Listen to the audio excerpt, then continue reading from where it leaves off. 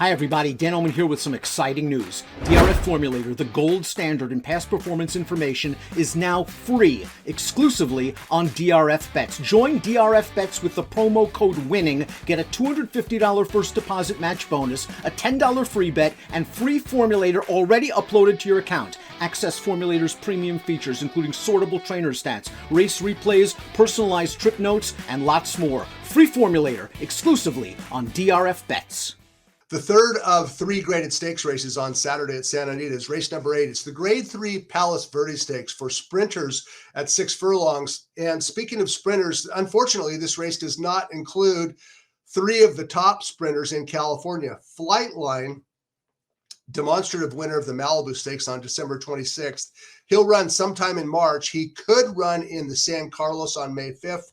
That has not yet been determined by trainer John Sadler and his owners, but Flightline is the top sprinter in California.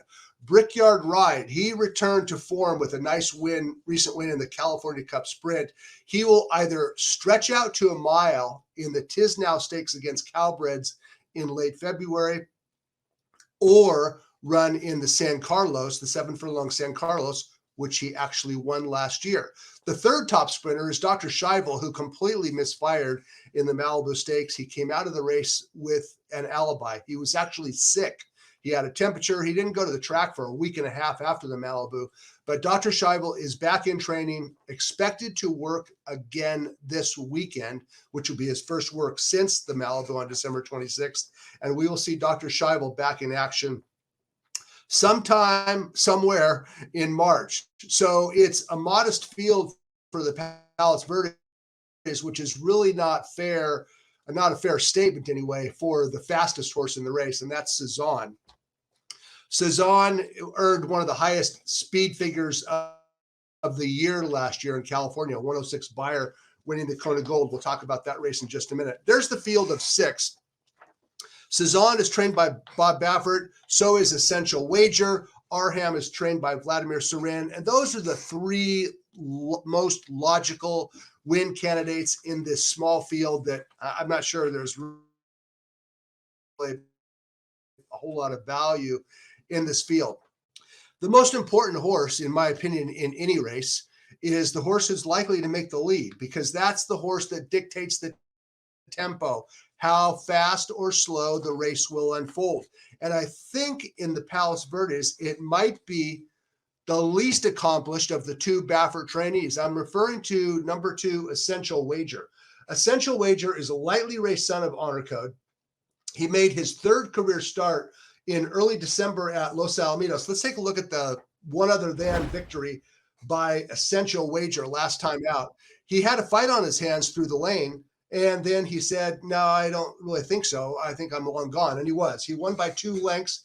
His Beyer speed figure came back good. It was a 99 Beyer speed figure. And the horse that finished second, American Theorem, validated the win by Essential Wager, because American Theorem would come right back and stretch out and win an allowance race in his next start. So Essential Wager, the most important horse, because I think he's going to make the lead in the Palos Verdes. There's not a whole lot of true gas in this field. And if there's an odds discrepancy between him and Cezanne, I think you'd have to look at maybe making a wager on Essential Wager. Okay, number 6, Arham. Early in his career, he was owned by Shadwell Farm, and his role for Todd Pletcher was largely as a workmate for Malathot and Colonel Liam. He worked in company, Arham did, back east with those graded stakes with grade 1 winners, Malathot and Colonel Liam, and he was just kind of an allowance caliber nothing.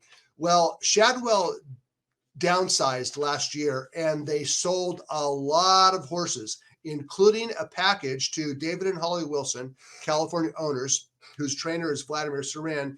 And Arham showed up in Surin's barn, and he's made 2 starts for Surin, and he's won them both. He won a one other than at Del Mar, and then last time out on December 31st at Santa Anita.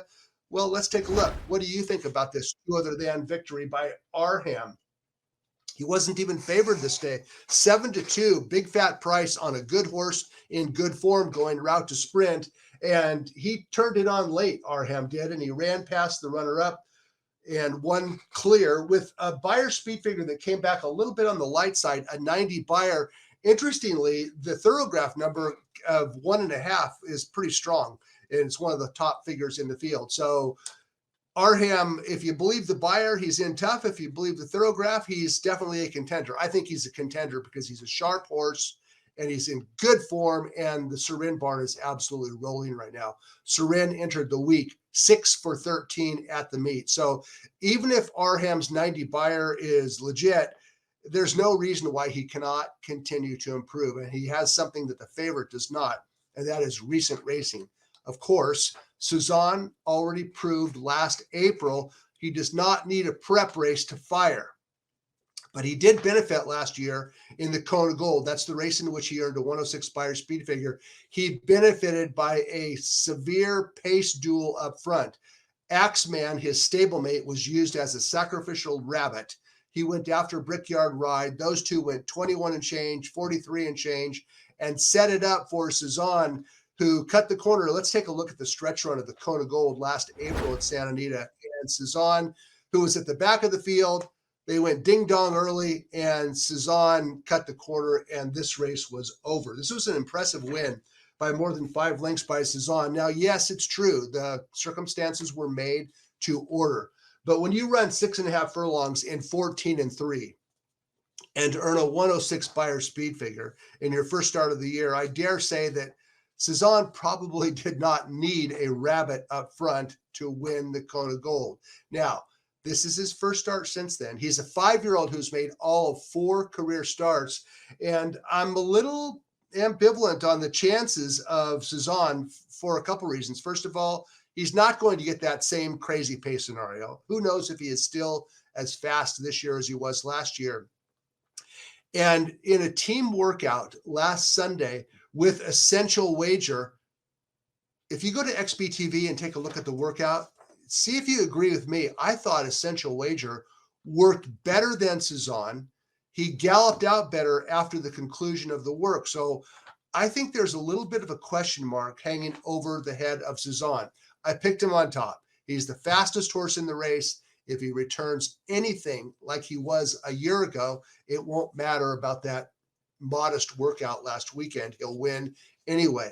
But Essential Wager, with the potential pace advantage, recent form, and I believe anyway that he outworked Suzanne last week, maybe he's the right play. I'm not sure how much the discrepancy in odds there will be, if any, but Essential Wager at least has a chance to defeat the favorite, and the favorite in race 8 is Suzanne. It's the grade 3 Palos Verdes Stakes, race 8 on Saturday at Santa Anita.